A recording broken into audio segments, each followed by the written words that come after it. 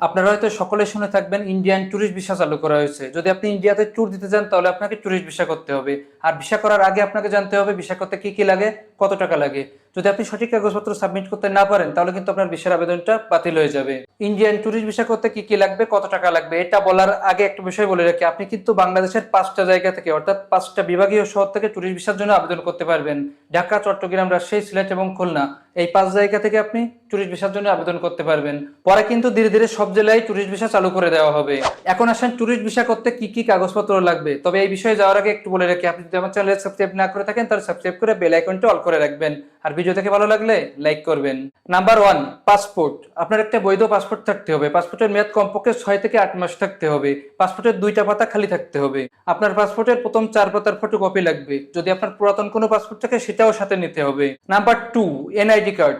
আপনার এনআইডি কার্ডের কপি দিতে হবে। যদি আপনার বয়স 18 বছরের কম হয়ে থাকে সেক্ষেত্রে আপনার জন্ম নিবন্ধন কার্ডের কপি দিবেন। এই ক্ষেত্রে কিন্তু পিতামাতার এনআইডি কার্ডের ফটোকপিটা দিতে হবে। নাম্বার 3, সদ্য তোলা 2 ইঞ্চি বাই 2 ইঞ্চি সাইজের সাদা ব্যাকগ্রাউন্ডের রঙিন ছবি লাগবে, যেখানে কানের অংশ দৃশ্যমান থাকতে হবে। নাম্বার 4, ঠিকানার প্রমাণ। আপনাকে আপনার ঠিকানার প্রমাণ দিতে হবে। ঠিকানার প্রমাণ হিসেবে আপনি আপনার বাড়ির বিদ্যুৎ বিল, গ্যাস বিল বা পানি বিল যে কোনো একটার কপি দিয়ে দিবেন। মনে রাখবেন এটা যেন 3 মাসের বেশি পুরাতন না হয়। যদি 3 মাসের বেশি পুরাতন হয় তাহলে কিন্তু এটা গ্রহণযোগ্য হবে না। নাম্বার 5, পেশার প্রমাণ। আপনাকে আপনার পেশার প্রমাণপত্র দেখাতে হবে। যদি আপনি চাকরিজীবী হয়ে থাকেন তাহলে এনওসি, যদি আপনি ব্যবসায়ী হয়ে থাকেন তাহলে ট্রেড লাইসেন্স, যদি আপনি স্টুডেন্ট হয়ে থাকেন সেক্ষেত্রে আপনার শিক্ষা প্রতিষ্ঠানের আইডি কার্ডের ফটোকপি, যদি আপনি বেকার বা গৃহিণী হয়ে থাকেন সেক্ষেত্রে আপনার ইউনিয়ন পরিষদ বা আপনার কাউন্সিলরের কাছ থেকে একটা প্রত্যয়নপত্র জমা দিবেন। নাম্বার 6, আর্থিক সক্ষমতার প্রমাণ। আপনাকে ব্যাংকে কমপক্ষে 20,000 টাকা বা $150 সমমানের অর্থের একটা স্টেটমেন্ট জমা দিতে হবে। এটা দেখে কিন্তু আপনার ভিসা নিশ্চিত করা হবে। তাহলে ইন্ডিয়ান ট্যুরিস্ট ভিসার আবেদন করার জন্য লাগছে পাসপোর্ট, এনআইডি কার্ড বা জন্ম নিবন্ধন, ছবি, ঠিকানার প্রমাণ, পেশার প্রমাণ, আর্থিক সক্ষমতার প্রমাণ।